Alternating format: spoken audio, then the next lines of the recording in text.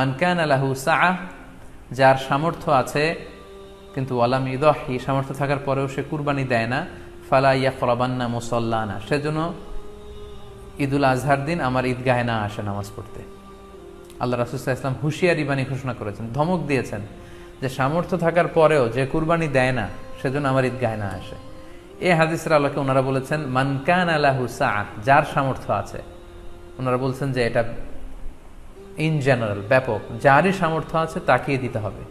So এখানে বাস্তবতা হচ্ছে দুই পক্ষেরই খুব ভ্যালিড দলিল আছে। আর কোনো মাসালার ক্ষেত্রে যখন মতবিরোধ থাকে, দুই পক্ষেরই দলিল থাকে, সেক্ষেত্রে বাড়াবাড়ি করাটা অনুচিত। বরং এটা হচ্ছে ইসলামের সৌন্দর্য, এখানে প্রশস্ততা রয়েছে। সো যারা মনে করে যে ফ্যামিলির পক্ষ থেকে একজন কুরবানি দিলেই আদায় হয়ে যাবে, তাদেরও দলিল আছে, তাদেরকে সেটা করতে দেওয়া উচিত।